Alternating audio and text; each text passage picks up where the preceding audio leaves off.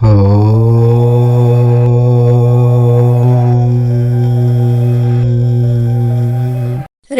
మొదటి మార్గశిర మంగళవారం. మందార ఆకుతో ఈ చిన్న పని చేస్తే మీ కష్టాలు అన్నీ పోతాయి.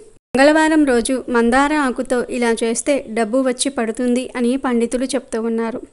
మంగళవారం వారంలో 3వ రోజు. దీనిని జయవారం అని కూడా అంటారు. ఈ మంగళవారం రోజు మీరు తలపెట్టే పనులకు ఎటువంటి ఆటంకాలు కలగకుండా ఉండాలని, మీ జీవితంలో ఉన్న కష్టాలు సుఖాలుగా మారాలని, ఏ పరిహారం చేసినా దానికి తగ్గ ఫలితాలను పొందుతారు. ఇప్పుడు మనం అందరం కూడా ఎదుర్కొనే సమస్య ఆర్థిక సమస్య.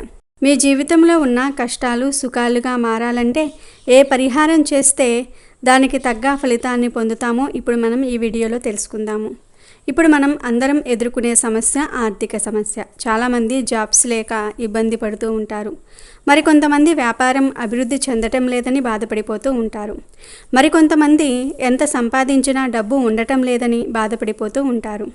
అలాంటి వారందరూ కూడా రేపు మంగళవారం రోజు మందార ఆకుతో ఈ పరిహారాన్ని చేయండి. మీకు వృత్తి, ఉద్యోగ, వ్యాపారపరంగా ఉన్న సమస్యలన్నీ కూడా తీరిపోతాయి. డబ్బు వచ్చి పడుతుంది. ఈ పరిహారం చేయటం వల్ల సకల దేవతల ఆశీర్వాదం మీపై ఉంటుంది. మీకు పనులలో కలిగే ఆటంకాలు అన్నీ కూడా తొలగిపోతాయి.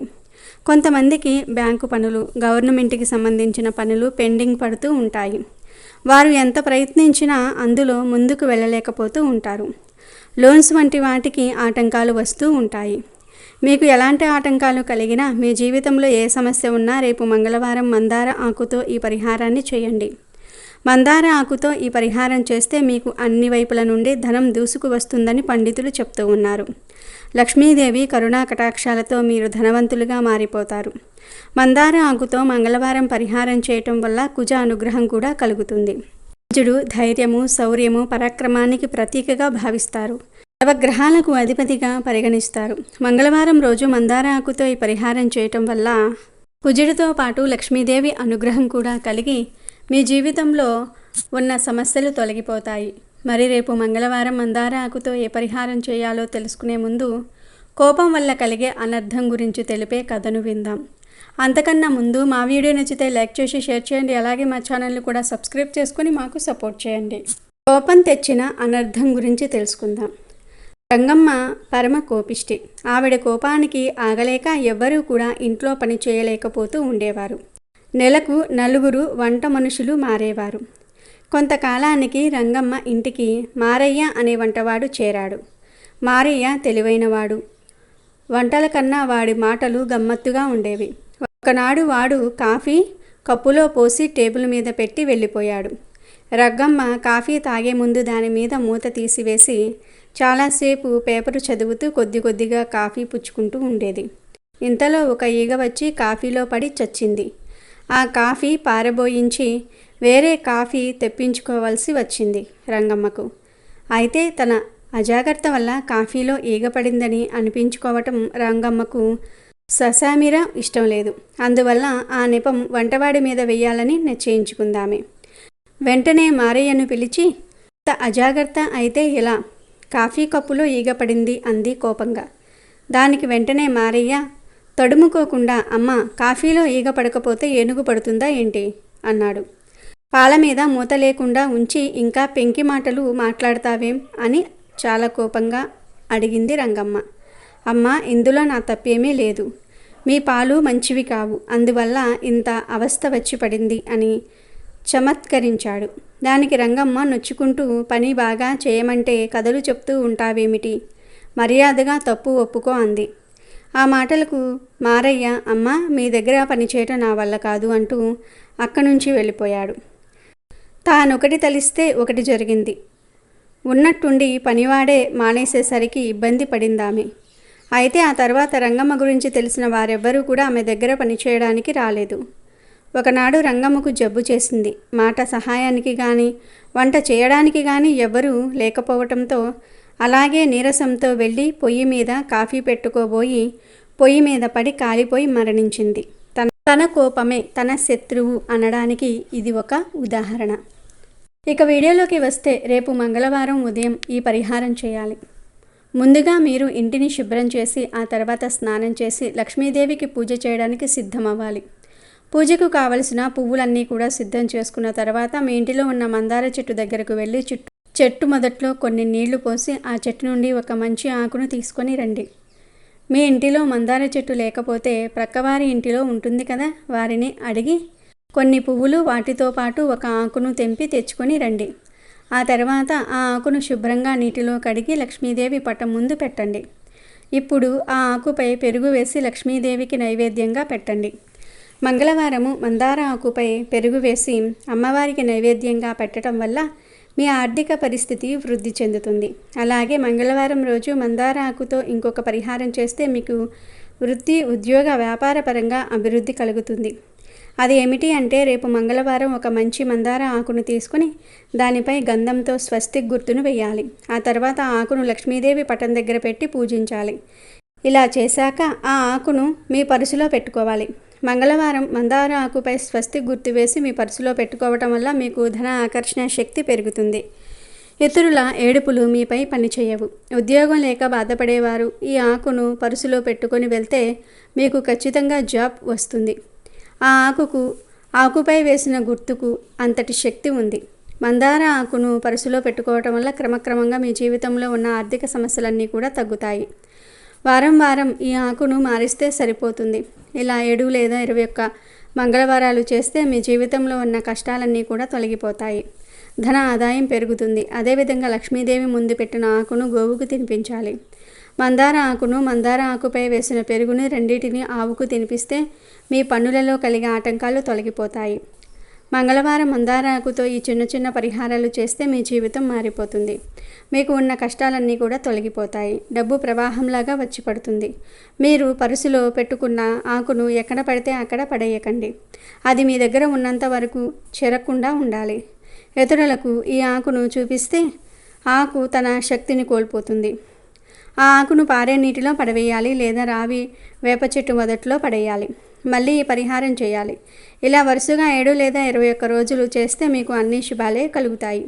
మరి ప్రతి ఒక్కరూ కూడా రేపు మంగళవారం మందార ఆకుతో ఈ పరిహారాన్ని చేసి శుభ ఫలితాలను పొంది ఆనందంగా జీవించండి. రేపు మార్గశిర మంగళవారము, లక్ష్మీదేవికి ఎంతో ఇష్టమైన రోజు. అయితే రేపు తులసి కోటలోని మట్టితో ఒక చిన్న పని చేస్తే మీ ఇంటికి లక్ష్మీదేవి పరుగు పరుగున వస్తుంది, కోట్ల వర్షాన్ని కురిపిస్తుంది అని పండితులు చెప్తూ ఉన్నారు. అంతేకాదు మీ ఇంటిలో లక్ష్మీదేవి తిష్ట వేసుకుని కూర్చుంటుంది. ఎవరైతే మా ఇంటిలో అస్సలు డబ్బులు నిలవటం లేదు, మా ఇంట్లో మనశ్శాంతి ఉండటం లేదు, లేదా ఏదో తెలియని శక్తి మా ఇంట్లో ఉంటూ ఉంది, రాత్రి అస్సలు నిద్ర పట్టడం లేదు, భయంగా ఉండవలసి వస్తుంది అని అనుకునేవారు రేపు మార్గశిర మంగళవారం తులసి కోటలోని మట్టితో ఒక చిన్న పరిహారాన్ని చేయండి. ఈ పరిహారం చేయటం వల్ల మీ ఇంటిలోనికి ఏ దుష్టశక్తి ప్రవేశించదు. ఇంటిలోని దుష్టశక్తులు కూడా పారిపోతాయి. ఈ పరిహారం చేయటం వల్ల మీరు రకరకాల ప్రయోజనాలను పొందుతారు. ఎందుకంటే తులసి కోటలోని మట్టికి అంతటి శక్తి ఉంది. రేపు మార్గశిర మంగళవారం ఉదయాన్నే నిద్రలేచి ఇంటిని శుభ్రం చేసుకొని వాకిట్లో ముగ్గు వేయండి. ఆ తర్వాత తల స్నానం చేసి చక్కటి దుస్తులను వేసుకోండి. ఇప్పుడు పూజించే తులసి కోట వద్దకు వెళ్ళి నీటిని సమర్పించి ఆ తులసి కోటలోని కొంచెం మట్టిని ఒక రాగి ప్లేట్లోకి తీసుకోండి. ముందుగా రాగి ప్లేట్ను శుభ్రం చేయండి. ఆ తర్వాత అందులోనికి మీ గుప్పెడు తులసి కోట మట్టిని వేయండి. అందులో కొంచెం కుంకుమను కూడా వేయండి. అందులోనే కొంచెం అత్తరును కూడా వేయండి, లేదా రోజ్ వాటర్ అయినా సరే వేసి బాగా కలపండి. చక్కగా పేస్ట్ లాగా కలపాలి. ఆ మట్టి పేస్ట్తో ఇప్పుడు మనం గుమ్మానికి బొట్లు పెట్టుకోవాలి. ఇలా గుమ్మానికి తులసి కోట మట్టితో బొట్లు పెట్టడం వల్ల మీ ఇంట్లోకి ఎటువంటి దుష్టశక్తి ప్రవేశించదు. ఈ మట్టిలో కుంకుమను వేసాం కాబట్టి మీ ఇంట్లో ఏదైనా నెగిటివ్ ఎనర్జీ ఉన్నా బయటకు వెళ్ళిపోతుంది. ఇలా గుమ్మానికి బొట్టు పెట్టిన తర్వాత తులసి కోట దగ్గర నెయ్యితో దీపం వెలిగించుకోవాలి. తులసి చెట్టుకు పూజలు చేసి మీకు ఉన్న సమస్య గురించి చెప్పుకోవాలి. ఇలా చేయటం వల్ల మీ ఇంటికి పట్టిన దరిద్రమంతా కూడా పోతుంది. మీ ఇంట్లో ఉన్న అలక్ష్మి వెళ్ళిపోయి లక్ష్మీదేవి మీ ఇంట్లోకి ప్రవేశిస్తుంది. గుమ్మానికి తులసి మట్టితో బొట్లు పెడితే మీ ఇల్లు పవిత్రంగా మారిపోతుంది. అలాగే మీ ఇంట్లోకి ఎలాంటి దుష్టశక్తులు ప్రవేశించకుండా ఉండాలి అంటే రేపు మార్గశిర మంగళవారం ఇంకొక చిన్న పరిహారాన్ని కూడా చేయండి. ఈ పరిహారం చేస్తే మీ ఇంటిలో ఎప్పుడూ డబ్బు నిలుస్తుంది. మీ ఇంటిలో అస్సలు గొడవలు అనేవే జరగవు. మీ ఇల్లు సుఖ సంతోషాలతో, సుఖశాంతులతో సంతోషంగా నిండిపోతుంది. మరి ఆ పరిహారం ఎలా చేయాలి అంటే, కొన్ని తులసి ఆకులను తీసుకొని వాటి నుంచి రసం తీసుకోవాలి. దాన్ని శుభ్రమైన మంచినీటిలో కలపాలి. ఆ తర్వాత దైవాన్ని ప్రార్థించి ఆ ద్రవ్యాన్ని ఇంటిలో చల్లాలి. దీంతో దుష్టశక్తులు రాకుండా ఉంటాయి. ఇంట్లో ఉన్న నెగిటివ్ ఎనర్జీ బయటకు వెళ్ళిపోతుంది. పూజించే తులసి చెట్టు ఆకులను కాకుండా పూజించిన తులసి చెట్టు ఆకులను ఈ పరిహారంలో వాడాలి. అలాగే తులసి ఆకులను ఒక్కొక్కటిగా త్రెంపకూడదు. 2 ఆకులు కలిపిన దళముతో కూడిన కొసలను తెంపాలి. అన్ని పుష్పాల కన్నా తులసి మంజురులు అంటే తులసికి వచ్చే పుష్పాలు అత్యంత శ్రేష్టమని, ఈ మంజురులను కోసేటప్పుడు వాటితో పాటు ఆకులు తప్పనిసరిగా ఉండాలని బ్రహ్మ పురాణం చెప్తుంది. తులసి చెట్టును పూజించటం వల్ల 1,00,000 రెట్ల అధికంగా పూజాఫలం లభిస్తుంది. మిట్ట మధ్యాహ్నము అర్ధరాత్రి వేళల్లో కానీ తులసిని తుంచరాదు. ఒకవేళ అలా చేస్తే బ్రహ్మహత్య పాతకం చుట్టుకుంటుందని పురాణాలు చెప్తూ ఉన్నాయి. తులసి చెట్టు ఉన్న మట్టిలోనూ తులసి చెట్టు మీద అధికంగా పసుపు, కుంకుమ, అక్షింతలు వేయటం వలన అక్కడ ఉన్న పోషకాలు నశించి తులసి చెట్టు ఎక్కువ కాలం నిలవదు. కనుక పసుపు, కుంకుమ, అక్షింతలు వేయవలసి వచ్చినప్పుడు చెట్టు మొదట్లో కాక తులసి కోట మొదటిలో వేయటం ఉత్తమం. స్త్రీలు ఎప్పుడూ కూడా తులసి దళాలను కొయ్యరాదు. పురుషుల చేతనే కొయ్యించాలి. తులసి దళాలను ఒడిలోనికి కొయ్యకూడదు. ఆకులోనికి కానీ ఏదైనా పళ్ళెంలోనికి కానీ కోసుకోవాలి. తులసి దళాలను ఒట్టి నేల మీద ఉంచకూడదు. పూజించే తులసి కోటను కూడా వట్టి నేల మీద కాకుండా ఒక రాయి వేసి దానిపై తులసి కోటను ఉంచాలి. తులసి కోట విషయంలో ఈ నియమాలు పాటిస్తే మీకు అంతా శుభం జరుగుతుంది. ఈ పరిహారాలు చేయటం వల్ల లక్ష్మీదేవి అనుగ్రహం మీ ఇంటిపై ఎల్లప్పుడూ ఉంటుంది.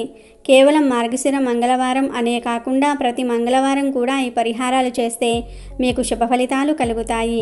మీ ఇంటికి లక్ష్మీదేవి పరుగు పరుగున వస్తుంది. మీ ఇంటిలో కోట్ల వర్షాన్ని కురిపించేస్తుంది. కాబట్టి మర్చిపోకుండా అందరూ కూడా రేపు ఈ పరిహారాన్ని చేసి లక్ష్మీదేవిని ఇంటికి ఆహ్వానించి సిరి సంపదలను పొందండి. ఆనందంగా జీవించండి.